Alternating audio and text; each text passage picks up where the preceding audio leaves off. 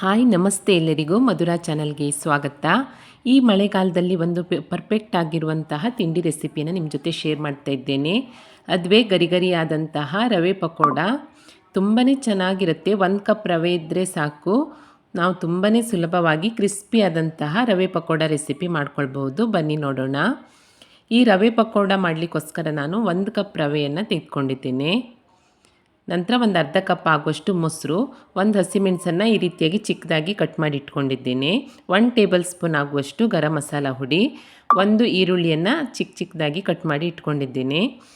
ಹಾಗೆ 1 table spoon ಆಗುವಷ್ಟು ಖಾರದ ಪುಡಿ, 1 ಟೇಬಲ್ ಸ್ಪೂನ್ ಆಗುವಷ್ಟು ಶುಂಠಿ ಬೆಳ್ಳುಳ್ಳಿ ಪೇಸ್ಟ್, ಒಂದು ಅರ್ಧ ಟೇಬಲ್ ಸ್ಪೂನ್ ಆಗುವಷ್ಟು ಅರಿಶಿಣ, ಹಾಗೆ ಚಿಕ್ಕದಾಗಿ ಹೆಚ್ಕೊಂಡಿರುವಂತಹ ಸ್ವಲ್ಪ ಕೊತ್ತಂಬರಿ ಸೊಪ್ಪು.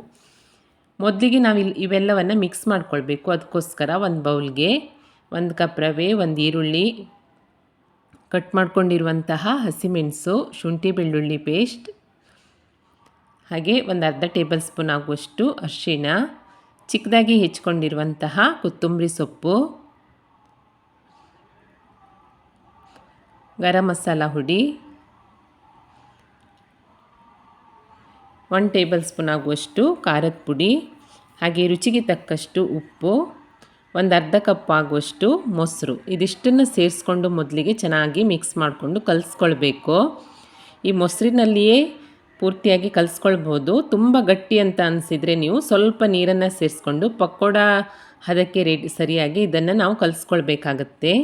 ಇಷ್ಟೇ ಸಿಂಪಲ್. ನಂತರ ಎಣ್ಣೆಯಲ್ಲಿ ಕರೆದ್ಬಿಟ್ರೆ ಗರಿಗರಿಯಾದಂತಹ ಹಾಗೆ ರುಚಿಯಾದಂತಹ ರವೆ ಪಕೋಡ ರೆಡಿ ಆಗುತ್ತೆ. ನೋಡಿ, ಎಣ್ಣೆ ಕಾಯ್ಲಿಕ್ಕೆ ಇಟ್ಕೊಂಡಿದ್ದೀನಿ.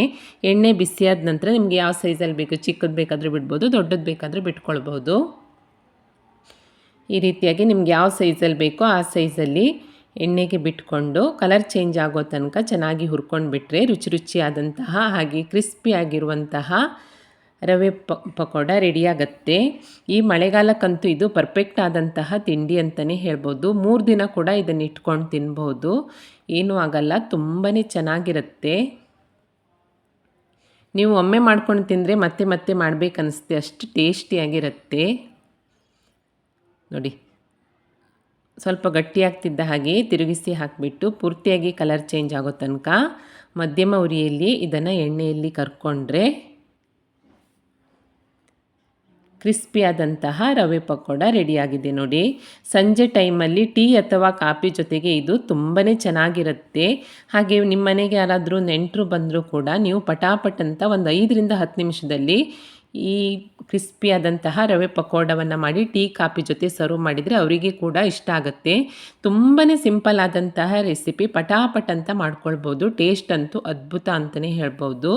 ಇದನ್ನು ನೀವು ಚಟ್ನಿ ಜೊತೆ ಕೂಡ ಸರ್ವ್ ಮಾಡ್ಬೋದು, ಹಾಗೆ ಕೂಡ ತಿನ್ಬೋದು. ನೋಡಿ ಎಷ್ಟು ಚೆನ್ನಾಗಾಗಿದೆ ಅಂತ. ತುಂಬ ಚೆನ್ನಾಗಿರುತ್ತೆ. ಮಳೆಗಾಲದಲ್ಲಿ ಎಣ್ಣೆ ತಿಂಡಿ ಏನಾದರೂ ತಿನ್ಬೇಕನ್ನಿಸಿದರೆ ಪಟ್ ಅಂತ ಒಂದು 10 ನಿಮಿಷದಲ್ಲಿ ಇದನ್ನು ರೆಡಿ ಮಾಡ್ಕೊಂಡು ತಿನ್ಬೋದು. ಖಂಡಿತ ಟ್ರೈ ಮಾಡಿ ನೋಡಿ. ಈ ರವೆ ಪಕೋಡ ರೆಸಿಪಿ ನಿಮಗೆ ಇಷ್ಟ ಆದಲ್ಲಿ ಲೈಕ್ ಮಾಡಿ, ಶೇರ್ ಮಾಡಿ, ಹಾಗೆ ಕಮೆಂಟ್ ಮಾಡಿ. ಹೊಸದಾಗಿ ನಮ್ಮ ಚಾನಲ್ ನೋಡ್ತಾ ಇದ್ದರೆ ಸಬ್ಸ್ಕ್ರೈಬ್ ಮಾಡ್ಕೊಳ್ಳಿ. ಸಿಗೋಣ ಮುಂದಿನ ರೆಸಿಪಿಯಲ್ಲಿ. Thank you for watching.